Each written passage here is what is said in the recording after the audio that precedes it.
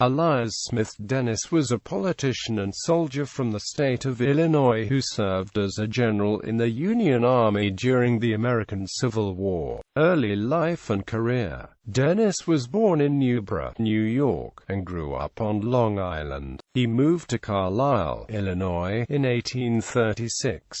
He married Mary Kane Slade, widow of Illinois Congressman Charles Slade. Charles Slade's 3 sons would become Dennis' stepsons. William Slade fought as a lieutenant in the U.S. Mexican War. Charles Slade, who married one of Sidney Breeze's daughters, died in war, and Jack Slade was a famous gunfighter who was hung by Montana vigilantes in 1861. Elias S. Dennis had one son with Mary, Elias S.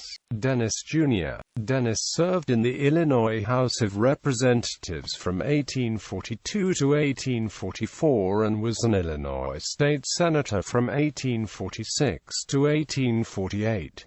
Elias was appointed Kansas Territory Marshal for the Leavenworth, Kansas area March 12, 1857 by President Buchanan. The announcement of his appointment was published in the New York Herald, New York, May 11, 1857 pg. 8 Colby.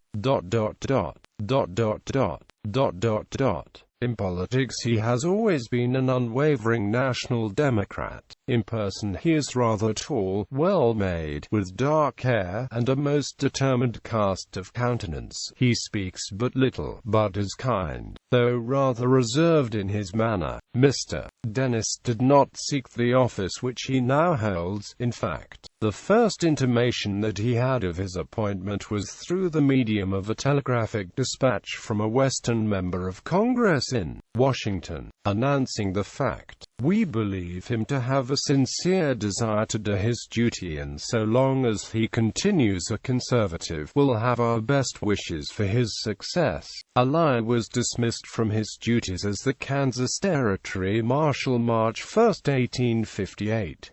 The New York Herald, New York, April 17, 1858, p. 8 col. 3. When Senator Douglas ascertained that Dennis had been dismissed because he had testified against the border ruffian frauds, he moved an amp reconsideration of the vote of confirmation.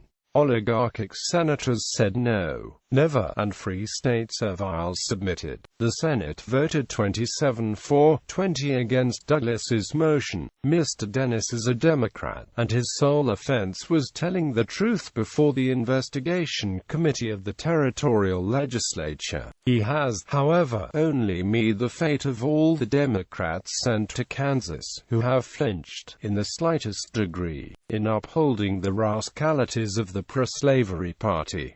Civil War service. When the war began, Dennis was selected as the lieutenant colonel of the 30th Illinois Infantry. He participated in the capture of Fort Donelson, Tennessee. He was promoted to colonel in May 1862 and to brigadier general in November 1862, commanding a brigade of infantry in the Army of the Tennessee. During the 1863 Vicksburg campaign, he was accused of selling army provisions to the Confederates near Vicksburg while his own men were underfed. In April 1863, he fought in the Battle of Port Gibson, and in May 1863, at the Battle of Raymond. Later in May, he was placed in command of the District of Northeast Louisiana when guerrillas were causing problems on the leased plantations there. Troops from his command participated in the Battle of Milliken's Bend in June, one of the first battles to involve United States colored troops. He served as the commanding officer of the Union militia in Louisiana until the end of the war. Dennis was mustered out of the Volunteer Army on August 24, 1865.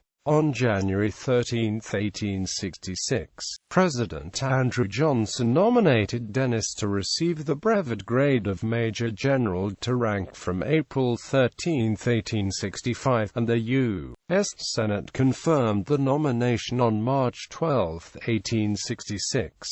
post-bellum career. He was a parish judge and sheriff in Louisiana after the war. Mary Slade Dennis was granted a divorce from Elias Dennis the 14th of November 1871. On June 7, 1875, Elias married Mrs. Mary A. McFarland of Madison Parish, who owned a plantation. Dennis moved back to Carlisle, Illinois, in March 1887 and lived on a small farm with his son Elias Jr. He died from pneumonia in Carlisle, Illinois in 1894 and was buried in the city cemetery. A bronze bust of Dennis was erected in 1915 on the Vicksburg National Military Park.